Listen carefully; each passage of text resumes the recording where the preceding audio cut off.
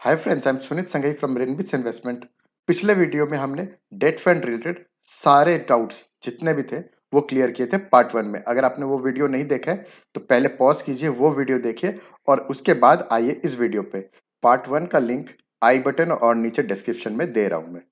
इस वीडियो में हम 8 कैटेगरी के top debt mutual fund discuss करेंगे।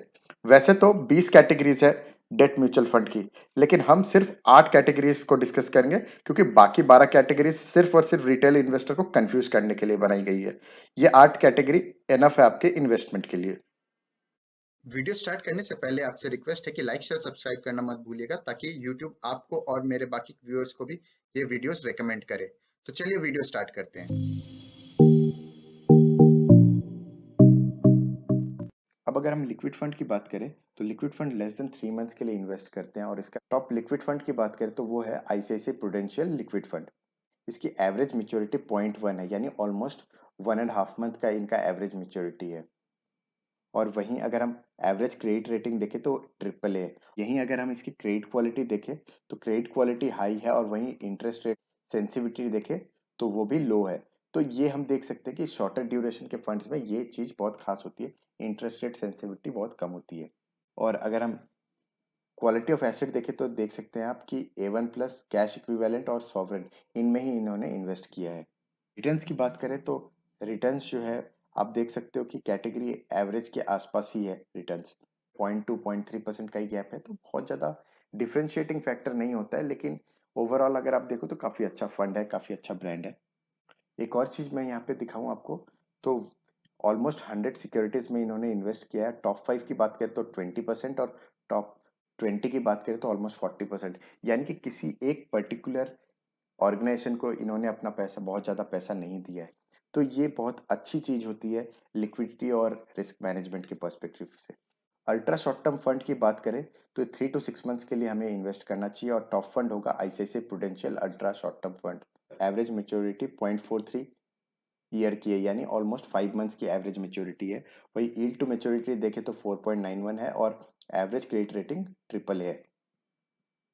वही अगर हम क्रेडिट क्वालिटी देखें तो हाई है, और इंटरेस्ट रेट सेंसिटिविटी देखें तो लो है, जो कि काफ़ी अच्छी बात है। वहीं अगर हम देखें तो कंपनी ने AA, A1+, triple A, cash equivalent और सॉवरेन, इन्हीं में मेजर इन्वेस्टमेंट किया, और ए एंड बिलो की बात करें तो मात्र 1.33% है, जो कि काफ़ी नेग्लिजिबल जैसा है।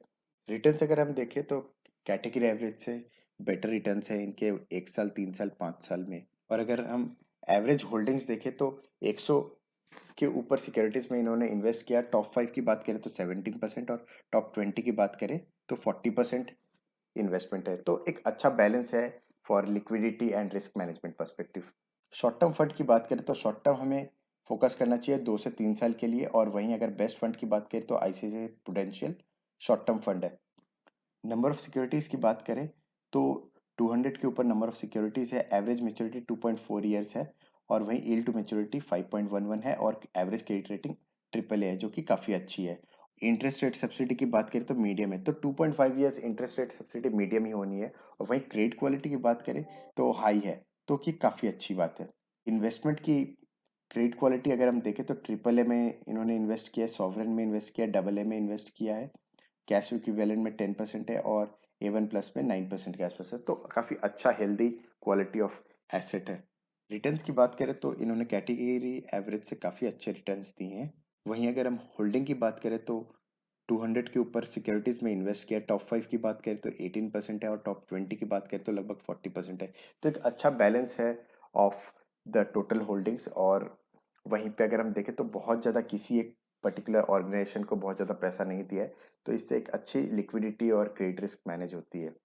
कॉर्पोरेट बॉन्ड फंड की बात करें तो हमें 3 साल से ज़्यादा इन्वेस्ट कर रहे हैं तो इसे रडार पे रखना चाहिए। और टॉप फंड की बात करें तो वो है HDFC corporate bond fund. Average maturity देखें तो 4 साल के आसपास है, और यील्ड टू मेच्योरिटी देखें तो 5.61 है, और एवरेज क्रेडिट रेटिंग देखें तो ट्रिपल ए है। तो ओवरऑल अच्छा है। और यही एवरेज मेच्योरिटी, जैसा मैंने पहले कहा, अगर आपका 4 साढ़े 4 साल का टाइम हॉरिजन है तब जाके आपको इस फंड में इन्वेस्ट करना चाहिए। और वहीं अगर हम क्रेडिट क्वालिटी की बात करें तो क्रेडिट क्वालिटी में ही अगर आप देखो यहाँ पे तो इंटरेस्ट रेट सेंसिटिविटी हाई होनी है, क्योंकि ये 4 साल के आसपास का टाइम हॉराइजन है, इनका एवरेज मेच्योरिटी है। और वहीं क्रेडिट क्वालिटी देखें तो हाई है, तो काफ़ी अच्छी बात है। और यहीं अगर हम इनके एसेट की क्वालिटी देखें तो ट्रिपल ए, सॉवरेन और कैश इक्विवेलेंट में इन्होंने इन्वेस्ट कर रखा है। रिटर्न्स अगर आप देखो तो 1 साल, 3 साल और 5 साल तीनों में इन्होंने कैटेगरी एवरेज को बीट किया है। होल्डिंग की बात करें तो 160 के आसपास सिक्योरिटीज है, और वहीं टॉप 5 की बात करें तो 17% और टॉप 20 की बात करें तो 40% के आसपास है। तो आप देख सकते हो कि किसी भी एक पर्टिकुलर ऑर्गेनाइजेशन को बहुत ज़्यादा इन्होंने पैसा नहीं दिया, तो एक अच्छा बैलेंस है। अच्छा, यहाँ पे एक और चीज़ मैं आपको बताऊँ तो corporate bond fund corporate companies को पैसा देती है, और यहाँ पे अगर आप देखो तो ये 77% जो है कॉर्पोरेट कंपनीज को ही दिया है। तो यही मेजर रीजन होता है कॉर्पोरेट बॉन्ड फंड का कि वो डायरेक्टली कंपनीज को पैसा लगाए। और यहाँ पे अगर आपको डाउट है कि कॉर्पोरेट कंपनीज और सॉवरेन में सॉवरेन बेटर है, जो काफी लोग को लगता है, अभी भी कोई गवर्नमेंट या कोई भी इकोनॉमी ऐसे टॉप कॉर्पोरेट कंपनीज के बिना नहीं चलती है। और कभी भी खुदा ना खास्ता कभी भी कोई कंट्री में अगर टॉप कॉर्पोरेट कंपनीज अगर फेल कर जाए तो वो देश में सॉवरेन भी खूब एक सरवाइव नहीं कर सकता। हालांकि इंडिया की बात करें तो इंडिया में बहुत ही अच्छा कॉर्पोरेट गवर्नेंस है, स्पेशली अगर हम टॉप 100 कंपनीज की बात करें तो यहाँ पे कोई दिक्कत नहीं आने वाली है। तो आप आराम से कॉर्पोरेट बॉन्ड फंड में भी इन्वेस्ट कर सकते हो।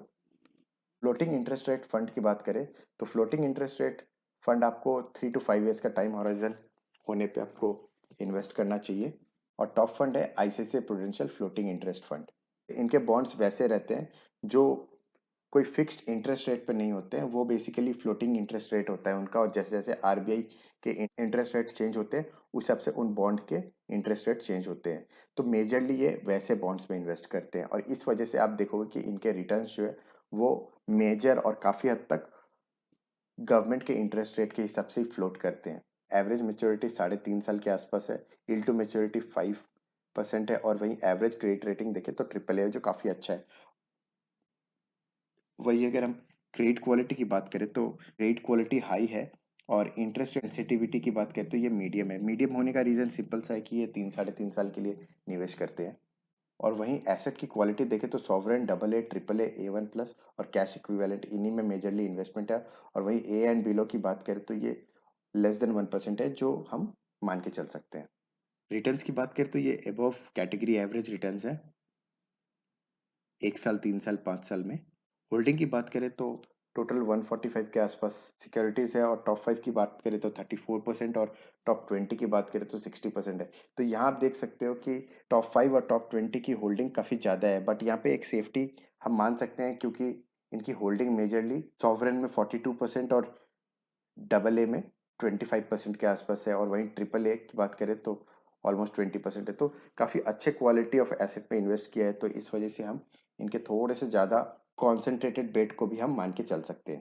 बैंकिंग एंड पीएसयू फंड ये बेसिकली सरकारी बैंक्स सरकारी बैंक्स और पब्लिक सेक्टर एंटरप्राइज को लोन देते हैं। और क्योंकि ये सॉवरेन कंपनीज है, या बैंक्स की बात करें तो बैंक गवर्नमेंट खुद एक्टिवली इन्वॉल्व होती है, आरबीआई खुद इन्वॉल्व होती है, तो इसलिए इन्हें सबसे सेफ माना जाता है। और इसकी बात करें तो इनमें हमें 3 से 5 साल का टाइम हॉरिजन पे इन्वेस्ट करना चाहिए। और वहीं अगर हम टॉप फंड की बात करें तो Kotak banking and PSU debt fund ये सबसे उम्दा फंड है।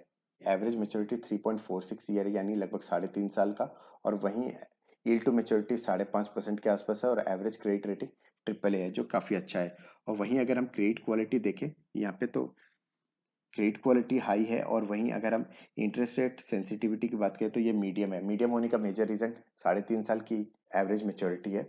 वहीं अगर हम एसेट क्वालिटी देखें तो triple A, sovereign, double A, A1+ और कैश इक्विवेलेंट ये काफ़ी अच्छे क्वालिटी ऑफ एसेट है।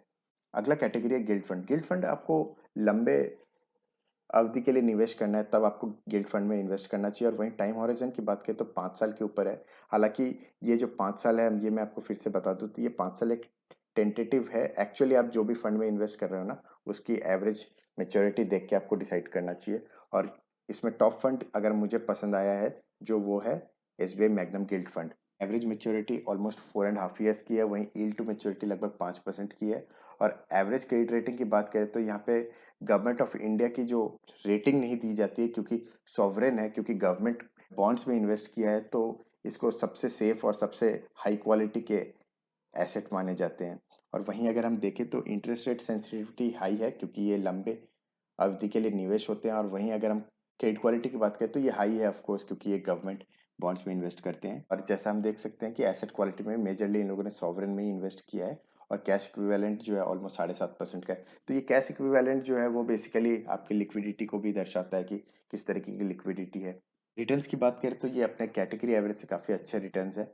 और वहीं अगर हम होल्डिंग की बात करें तो 18 सिक्योरिटीज है जो काफ़ी कम है, बट आपको ये भी समझना है कि क्योंकि गिल्ड फंड की कैटेगरी है तो ये मेजरली गवर्नमेंट बॉन्ड्स में इन्वेस्ट करते हैं और इसीलिए ये इतने कॉन्सेंट्रेटेड है। टॉप 5 की बात करें तो ऑलमोस्ट 50% और टॉप 20 की बात करें तो 86% है। तो यहाँ पे क्योंकि ये सिर्फ और सिर्फ गवर्नमेंट बॉन्ड्स में इन्वेस्ट करते हैं और गवर्नमेंट बॉन्ड्स बहुत ज़्यादा गवर्नमेंट इशू नहीं करती है, तो यहाँ पे हम मान के चल सकते हैं कि ये काफ़ी अच्छे क्वालिटी के बॉन्ड्स में इन्वेस्ट कर रहे हैं। अगला है डायनेमिक बॉन्ड फंड। तो डायनेमिक बॉन्ड फंड कैसा होता है कि जैसा हमने पहले भी देखा कि इंटरेस्ट रेट जो है वो काफ़ी फ्लक्चुएट होता है और उस हिसाब से हमारे डेट फंड के इंटरेस्ट रेट ऊपर नीचे होते हैं। तो यहाँ पे अगर आप इंटरेस्ट रेट का कॉल नहीं ले पाते हो कि इंटरेस्ट रेट नीचे जाएगा ऊपर जाएगा किस हिसाब से होगा, बहुत कन्फ्यूजन है, तो आप सीधा सीधा डायनेमिक बॉन्ड फंड में इन्वेस्ट करो। जो भी मुझे पूछता है कि मैं 10 साल 15 साल 20 साल के लिए इन्वेस्ट करना चाहता हूँ या 5 साल 7 साल 10 साल के लिए इन्वेस्ट करना चाहता हूँ लेकिन मुझे नहीं पता कि कौन से डेट फंड में इन्वेस्ट करूँ, तो मैं उसे कहता हूँ कि ये आप अपनी जिम्मेदारी अपने सर से हटा के डायनेमिक बॉन्ड फंड लो। बेस्ट है वो अगर आपको लंबे अवधि के लिए निवेश करना है। और यहाँ पे अगर हम देखें तो टाइम होराइजन 7 to 10 ईयर्स का होना चाहिए। सबसे अच्छा डायनेमिक बॉन्ड फंड मैं मानता हूँ ICICI prudential all season fund को। एवरेज मेच्योरिटी की बात करें तो ये 3.5 साल है। तो जैसे मैंने कहा आप देखो यहाँ पे एवरेज मेच्योरिटी 3.5 साल की है। तो ये 3.5 साल की है, इसका मतलब है कि अगर आप 3.5 साल के लिए इन्वेस्ट करना चाहते हो तो ये वाले पर्टिकुलर डायनेमिक बॉन्ड फंड को आप निवेश कर सकते हो। वहीं अगर आपको थोड़े और लंबे टाइम के लिए इन्वेस्ट करना है तो आप कोई और डायनेमिक बॉन्ड फंड भी ले सकते हो, लेकिन फोकस कीजिए कि एक्सिस एसबीआई या फिर कोटक एचडीएफसी इस तरीके के ब्रांड्स के साथ आप डेट फंड लो। क्रेडिट क्वालिटी देखें तो हाई है और वहीं इंटरेस्ट रेट सेंसिटिविटी क्योंकि ये लंबे टाइम के लिए निवेश करते हैं तो हाई है। एसेट क्वालिटी देखें तो primarily double A, cash equivalent, sovereign, triple A और A1+ इन्हीं में इन्होंने निवेश कर रखा है। रिटर्न्स की बात करें तो 1 ईयर 3 ईयर 5 ईयर्स तीनों में इन्होंने अपने कैटेगरी एवरेज को बीट किया है। वही अगर हम होल्डिंग की बात करें तो 28% जो है टॉप 5 होल्ड करते हैं और वही टॉप 20 की बात करें तो 50% के आसपास की होल्डिंग है। तो हम देख सकते हैं कि बहुत ज़्यादा कॉन्सेंट्रेटेड बेट नहीं है यहाँ पे भी।